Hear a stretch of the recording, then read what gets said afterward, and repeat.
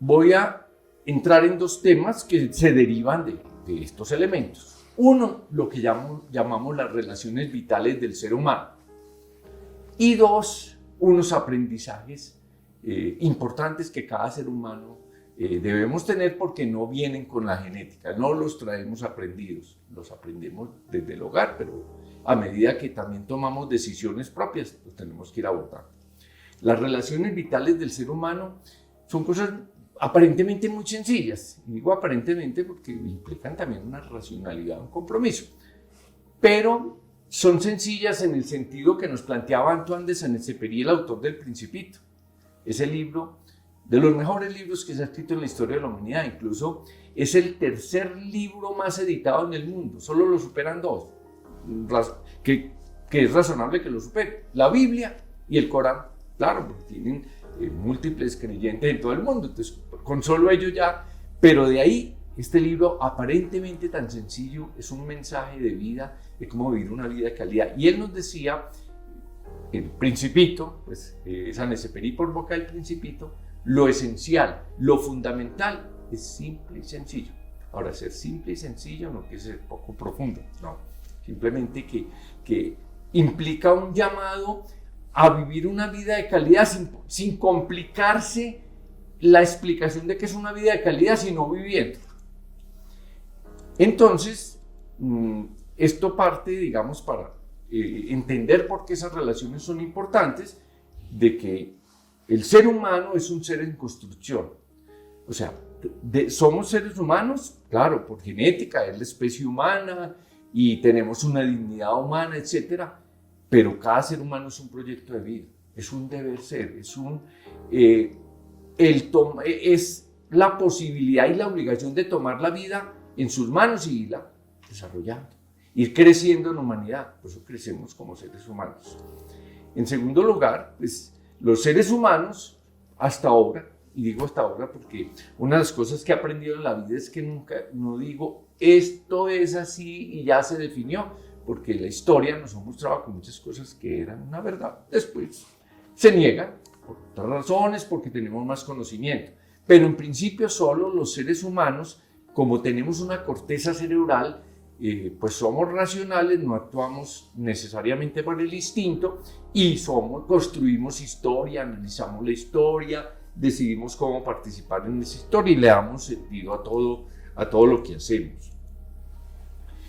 Y digamos que la gran tarea de un ser humano no es ser un buen profesional, no es ser un buen papá, etc. Esas son parte de las tareas. La gran tarea de un ser humano es recorrer ese camino de su realización personal, de sacar adelante su proyecto de vida. ¿Dónde está todo eso? Ser un buen papá, una buena mamá, un buen ciudadano, un buen profesional, etc. Pero eso forma parte de un proyecto de vida.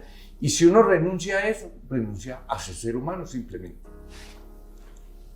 ¿Cuáles son algunas de esas características que no vamos a pronunciar, las voy a mencionar porque después son importantes?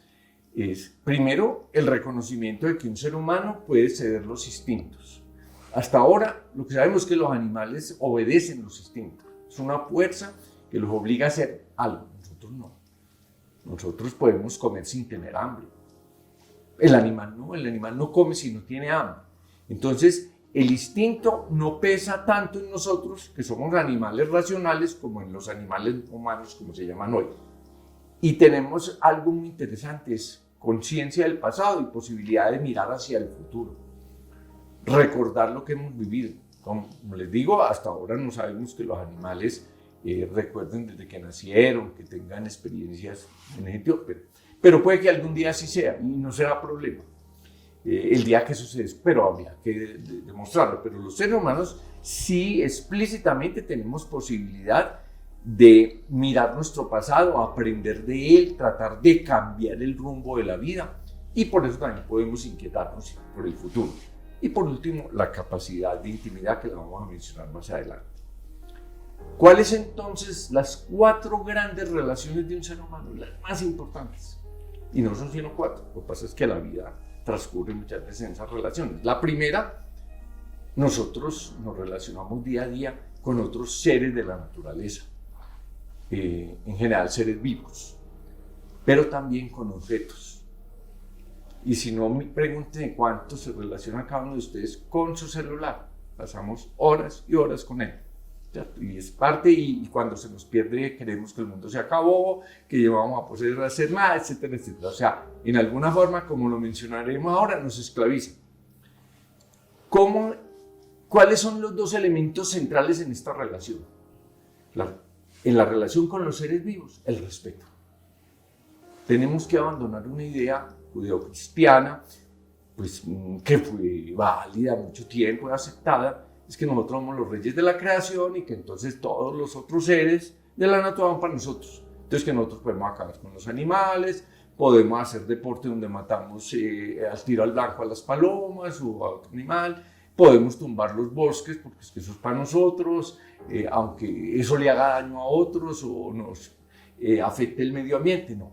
Esa debemos abandonar. Nosotros no somos reyes de ninguna naturaleza. Somos la especie más evolucionada de la naturaleza. Y eso nos da antes unas responsabilidades con la naturaleza, entendida naturaleza en su sentido más amplio, o sea, seres vivos y animales, vegetales, etc. Y eso implica entonces aprender a respetar esos otros seres vivos.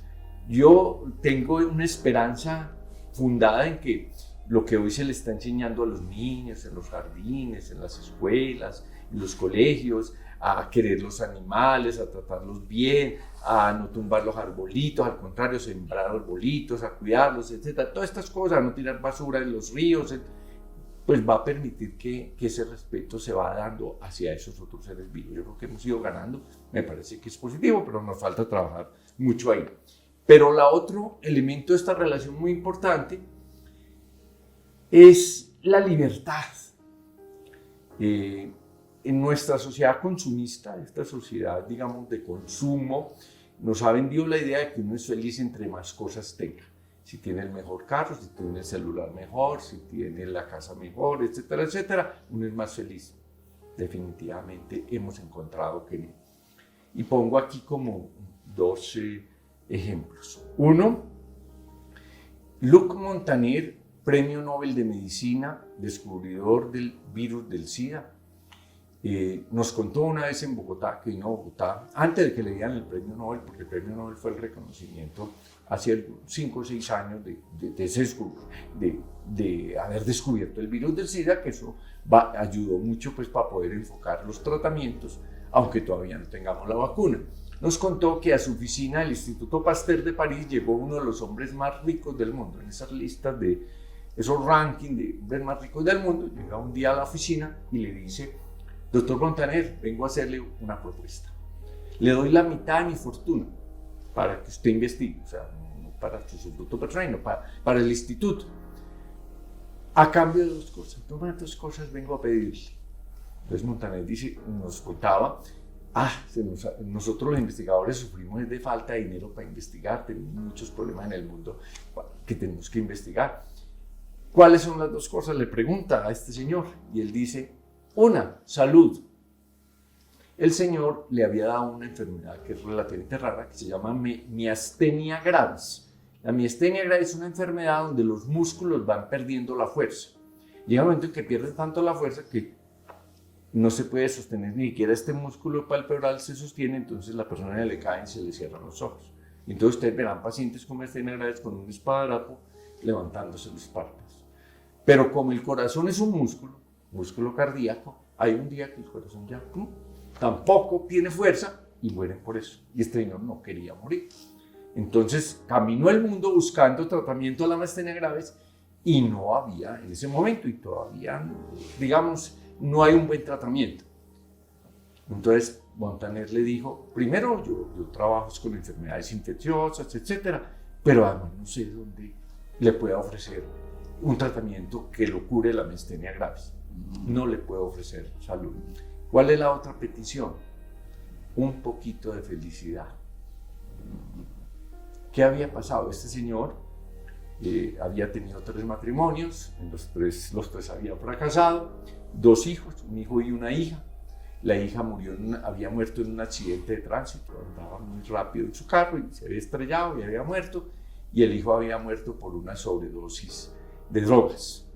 Era profundamente infeliz, era en los rankings, estaba en los 10 primeros personas más ricas del mundo, pero era infeliz.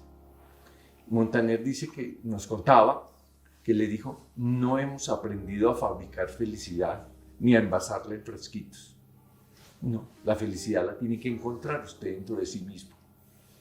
Dice que el señor salió triste, cabizbajo, y él dijo: no le pude ayudar, hubiera querido ayudarle, pero me pidió dos cosas que no podía. Salud, por un problema que no tenemos todavía una respuesta, pues en su momento no tenía una respuesta, como le digo, todavía hay muchos problemas en eso. Y segundo, felicidad menos, porque hay que aprender a encontrarla en el interior de uno mismo. Como decían los faraones, había los Ptolomeos, que fue una generación de faraones, les gustaba mucho tener asesores que fueran ciegos. Ante la pregunta, bueno, ¿por qué un asesor ciego? Y era que los faraones creían que los ciegos tenían el ojo al revés. Entonces no veían afuera, pero entonces se veían adentro. El ojo miraba era hacia adentro. Como miraban adentro, pues podían dar un buen consejo al faraón. Entonces, en esta relación insisto mucho en la libertad, porque es aprender a no poner en las cosas la posibilidad de ser feliz. Los objetos no nos hacen felices, nos quitan muchas veces la felicidad. Yo creo que a muchas personas el celular, que sirve tanto, les ha quitado también felicidad, espacios. Segunda relación, esta primera, insistir en las dos cosas, en el respeto y la libertad. La segunda es con los otros seres humanos. El ser humano es un ser con nosotros. Nosotros no somos capaces de vivir solos, no somos capaces de proveernos la alimentación, la vivienda, dependemos de otros.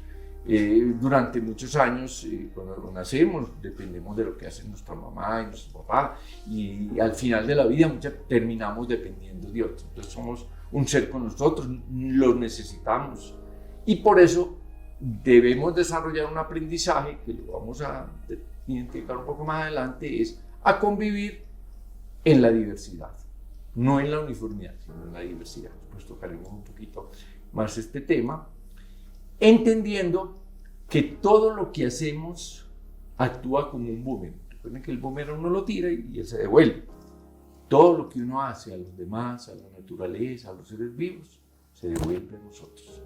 Uno recoge lo que ha sembrado. Entonces, en la medida en que yo entiendo eso, pienso, bueno, ¿qué es lo que voy a hacer en mi relación con los demás? El respeto, la solidaridad, etc. ¿Qué es lo esencial en esta relación? Pues básicamente un poco lo que los principios éticos ya han planteado. No haga daño, por favor, no le haga daño a los demás. Segundo, respétele su autonomía. Ellos también tienen derecho y tienen la capacidad de tomar decisiones. Simplemente pidámosle que cumpla las restricciones de la autonomía, no hacer daño. Tercero, seamos solidarios. Hay seres humanos que necesitan nuestra mano. Ahora en esta pandemia y en otros problemas de salud que ha habido en otros tiempos, hemos entendido la importancia de la solidaridad. Hacer el bien, que es dar un paso más allá de no hacer daño, y finalmente la justicia. Tercera relación es con nosotros mismos, de las más complicadas. Es esa capacidad de nosotros conocernos a nosotros mismos. Recuerden al filósofo: conócete a ti mismo. Ahí una de las cosas más importantes. Encontrarle sentido a la vida. Casi todos nosotros, en algún momento, el día que llegamos al apartamento y no hay nadie, está todo apagado, prendemos las luces, a veces nos da por sentarnos a pensar en la vida, en los problemas que hemos tenido, las cosas buenas. O sea, cada uno de nosotros, excepto que huyamos, porque es probable que lo vamos así, huir de nosotros mismos, en el sentido de que no quiero pensar sobre mi vida, nos hacemos esa pregunta de ¿cómo es mi vida? ¿Cómo la quiero? ¿Es así como quiero vivir o quiero cambiar? Esa pregunta, lo que pasa es que nos da mucho temor enfrentarla, pero debemos hacerlo. Nosotros deberíamos aprovechar, en vez de llegar a la casa y todo apagado y prender las luces y poner un radio que nos haga bulla, sentarnos un ratico y poner una música clásica o simplemente sin nada, pensar, bueno, ¿cómo va mi vida? ¿Cómo van mis relaciones con los seres con los que vivo con la sociedad, en mi trabajo, esto me está haciendo feliz o no. Porque lo que algunos autores dicen, especialmente gente que ha trabajado con pacientes moribundos, como la doctora Elizabeth Kubler-Ross, digamos la fundadora de la tanatología, del cuidado del paciente moribundo, dice, algunos se dan cuenta muy tarde de lo que era importante. La doctora Ross nos contaba en alguna conferencia cómo las mayores angustias de muchos de los pacientes que ella atendía en los Estados Unidos moribundos era, yo hubiera querido vivir mejor con mi marido o con mi señora, yo no hubiera querido pelear con mi hijo, yo quisiera tener la oportunidad de que esta relación se mejorara, etcétera, etcétera, pero a veces la vida no nos da esa oportunidad. Y los seres humanos siempre eso nos va a mantener con una cierta intranquilidad positiva en el sentido de que no sientes una inercia en la vida como hacer lo que he hecho siempre igual, sino siempre cómo vivo mejor, cómo aprovecho el hoy, que es lo único que tengo. Los seres humanos podemos pensar en el futuro, claro, podemos inquietarnos por el futuro, pero en nuestro hermano está el hoy. Mañana me puede pisar un carro, me puede dar el infarto, me puedo caer, etc. Entonces uno debe vivir bien cada día y esa sumatoria de días que vivo bien, pues hace que mi vida sea buena. Entonces esas grandes preguntas sobre el sentido de la vida, sobre los valores de la existencia, mi proyecto de vida, es fundamental. ¿Qué es lo importante en esta relación? Es tomar conciencia de quién soy yo. Conócete a ti mismo. Entonces eso implica mirarnos hacia adentro, cerrar un poco los ojos para, como los asesores de los faraones, mirar adentro y uno proponerse ser feliz. Y el proponerse implica que entonces se ejecuta un plan para llegar a ser mucho más feliz. Y la cuarta relación vital es con el absoluto. Llamémoslo Dios, la trascendencia, la eternidad, el ser supremo, Alá, como queramos. Todo ser humano tiene que preguntarse por esa trascendencia, sabiendo que hay dos trascendencias y las dos las deberíamos trabajar. La que llamamos la trascendencia inmanente es que uno deje huella donde esté. Uno no debería laborar en una institución, vivir en una comunidad, en un barrio, en una unidad residencial, etcétera, etcétera, sin dejar huella de su paso. O sea, que cuando uno abandone esa institución, por cualquier razón, porque se jubila, por otro lado, quede allí alguien que diga, valía la pena esta persona, cómo contribuyó a esto, nos dejó esto, lo otro, o sea, que lo recuerden a uno, esa es la trascendencia inmanente. Deberíamos dejar huella donde esté, y huella pues positiva. Pero también hay la otra trascendencia, la pregunta, ¿qué pasa cuando morimos? ¿Qué pasa con nuestro espíritu? Bueno, cada uno se preguntará y encontrará respuestas. Pero todo ser humano que se pregunte por una vida de calidad se hace la pregunta de Dios. Se hace esa pregunta y se hace la pregunta de, bueno, el día que yo me muera, ¿qué pasa? ¿Qué sigue? Y habrá todas las respuestas, sí, cada uno encontrará su respuesta. Pero si uno empieza a entender que su respuesta es la suya, empieza a respetar la de otros. O sea, aprende a ser humilde frente a lo que otros también consideran que es importante. Y no dice, sí, es la mía. Aquí les cuento una anécdota muy bonita. Conocí al Dalai Lama, tuve una oportunidad fabulosa en la vida de estar en una reunión con el Dalai Lama, invitado por los padres jesuitas de la Universidad Javeriana en Bogotá, en una visita que el Dalai Lama hizo a Bogotá, privada, porque él tiene problemas, porque los chinos no quieren que él vaya a ningún lado y le protestan a los gobiernos. Entonces me invita el rector de la Universidad Javeriana, vamos a estar con el Dalai Lama, ¿usted quiere venir? Y ya mismo, ¿cuándo? Yo no puedo perder la oportunidad de conocer un ser humano tan valioso. Entonces estuve allá. Yo le hice una pregunta al Dalai Lama, porque tuvimos una conferencia y luego lo que llamamos un conversatorio, que más era preguntas a él. ¿Qué le íbamos a enseñar nosotros a él? Puede que algo, sí, pero era más que nos enseñaran. Yo le dije, su santidad, porque esa es la forma de referirse al Dalai Lama, el budismo es la religión verdadera. Y este señor me miró con unos ojos penetrantes. Es una persona que inspira, no sé, bondad, nobleza, no sé, todo. Y lo mira y como que lo leía uno por dentro. Se quedó mirándome y de pronto me dijo, no, el budismo no es la religión verdadera. Y dije, no, y este es como el papa, pensaba yo, este es como el papa de los budistas. Y como que él no dice que es la verdadera. Y se quedó mirándome y luego ya siguió la respuesta. Me dijo, es la que a mí y a millones de personas en la India, en la China, en Nepal, en Bután, en el Tíbet, etcétera, etcétera, nos ayuda a vivir en paz con nosotros mismos, en paz con los demás, en armonía con la naturaleza. Pero hay muchos caminos.